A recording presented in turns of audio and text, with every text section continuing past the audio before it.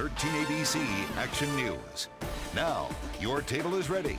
Join 13 ABC's Jeff Smith with the decision makers of Northwest Ohio and Southeast Michigan. This is the Roundtable. And a good Sunday afternoon to you. Thank you so much for taking some time, spending part of your day with us here on the Roundtable. In the next half hour, we're going to talk about one of those teaching moments that we have really started to grab a hold of the last couple of years as far as the remembrance of September 11th. We are coming up on the 11th anniversary this week. Hard to believe it's already been 11 years since that fateful day in New York City. And we are so glad to have with us a couple of those folks here locally who can really kind of bring home the message of how this needs to be fresh in our minds as far as an educated perspective is concerned when we talk about September 11th and what it means to not only us but our country and our children going forward. With us today, we are so glad to have with us from Monroe County Community College, Dr. Joanne Sabo.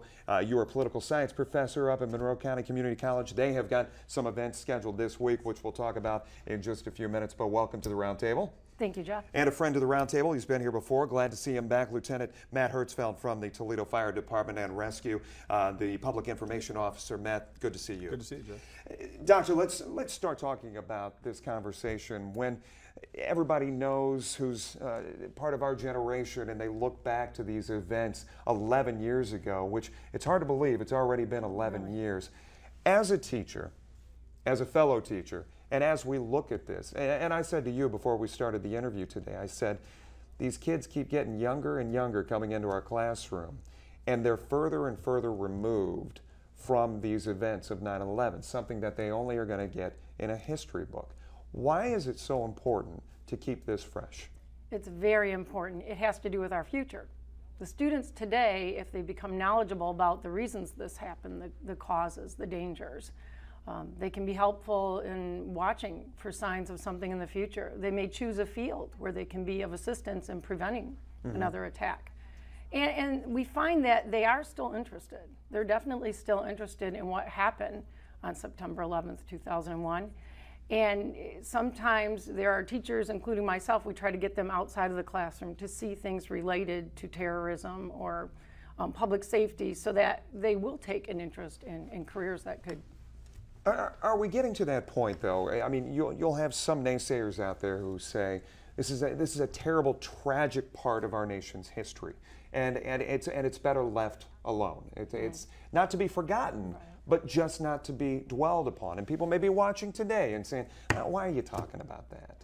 But I see a real educated moment in this. Do you agree? Absolutely. In fact, on the day that it happened, we were just talking before the segment that I was teaching a class. And students understand that it's complex. And so when we say why we don't want to dwell on it, I remember the day that it happened teaching. And I asked the students a question just shortly after the news hit in the classroom. And these are college students that range from age 19 to 60. And I didn't ask why right away, but I asked who might have done this. Asked the students. And one young man raised his hand. And he asked what I thought was a brilliant question. He made a brilliant suggestion. He said, what if it was nobody we know? What if it was absolutely nobody that we can go after? Maybe just 5 crazy people that the government doesn't know about. And I thought that was a brilliant thing to talk about even today, because if you go back and you look at it year after year and you have these anniversaries, then you begin to wonder, what is it we should be looking in the future? Who might be the next group? Where are the dangers? As a parent as well, Matt, and as we talk about, a parent, a grandparent, whatever, and we say we keep getting further and further removed, or the kids of today keep getting further and further removed from the event. I'm amazed every year I go into the class and the seniors and I say, how old were you? Well, it first started out, I was in 5th grade, I was in 4th grade, I was in 3rd grade. And how important, how much, I guess, is bestowed upon us to make sure, even if we're not teachers per se, but as parents, as community leaders, to make sure that the future generations know the importance of remembering this day. And I temper that with saying that there have been generations all across the board that have gone through traumatic events. You talk about going through the Vietnam War, going through Pearl Harbor, going through World War II. There have been those major events where we see this happening to generations, but as our part exists, what do we need to do from here on out? Days like Tuesday coming up this week.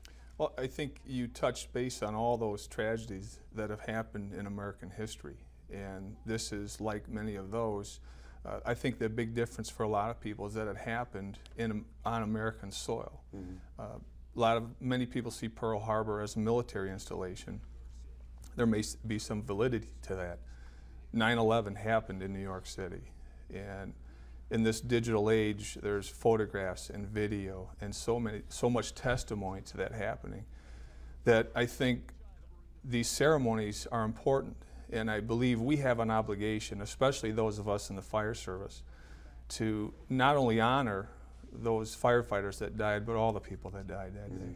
We talked a little bit about our own kids, and I was talking about rummaging through some old stuff in an attic and finding some paper clippings from September 12th, and my 8-year-old coming up and seeing them, and I didn't rush to, press them against my chest so she didn't see them. She looked, she saw the pictures.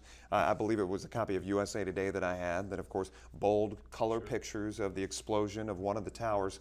And she looked at it and she said, "Daddy, is that when one of the planes, or is that when the plane went into the building?" And I sat there and I talked to her about it. And you said, your kids, for whatever age they were at the time, it was a conversation that had to happen, mainly because of your links to the fire service. Sure.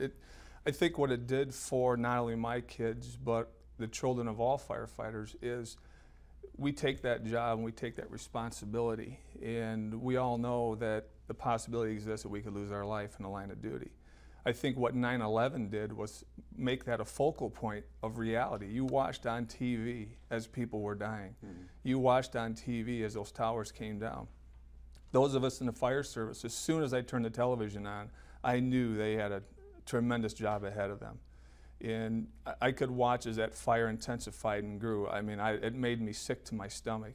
And when that tower came down, I knew there was going to be a tremendous loss of life, not just in the fire service, but civilians as well. Right. And I think that brought it home for family members of firefighters. That was the reality on TV. We're remembering 9/11 here on the Roundtable on this Sunday afternoon, obviously coming up on the 11th anniversary this Tuesday.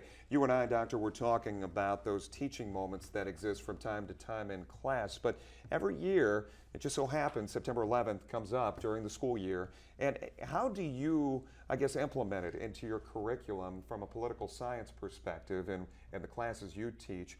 How do you make sure that there is that one moment? I can go back to my kids in my journalism class and say, let's write a perspective on what that day meant to you. Yeah, it comes up in a variety of ways. I was thinking while Matt was talking that we have a segment on political socialization. And in that we talk about all those things that affect the way someone views political processes or how they view what's happening in the world. And when I ask students, I'll say, okay, some generations like mine, I hate to admit, Vietnam was big, like you said. Every generation has its moment. But I'll say to the students, okay, now we're going to go down a list of different things that affect your socialization. What about events? The very first thing even this current class says is 9/11. So I think as small children sitting on the couch, think of somebody watching the assassination of JFK. Right. Small children sitting on the couch who watch the kinds of things that Matt was describing, they also were impacted still greatly, and it still comes out when they're in the classroom. I also try to take students to the United Nations headquarters every year in New York City. They get to visit Ground Zero. And then right after Ground Zero, they go visit the organization that has a key role in bringing peace, or at least keeping peace in some parts of the world.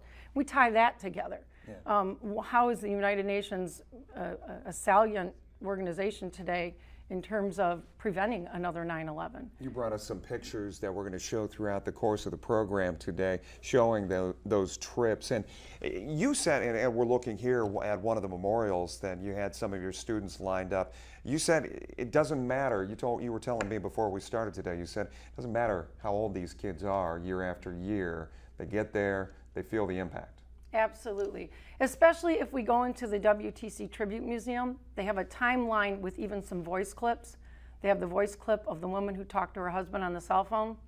Every time, certain students end up in tears. They have the peace birds that the Japanese children sent hanging from the ceiling in the museum. And so they get to go into a room at some point and write in a card what that day meant to them or what their thoughts are after visiting the museum. And my students want to do that. They want to sit down, they want to write a card out, and they want to share their emotions that they feel after being to the site. I want to show some more of these pictures, talk a little bit more about this, I guess, teaching moment for us all. 11 years now. September 11th coming up later this week. Stay with us. We'll be right back here on the Roundtable. As we go to break, we want to show you one of those events that's coming up this week here in the area, paying tribute to all those who perished back 11 years ago in New York City. Stay with us.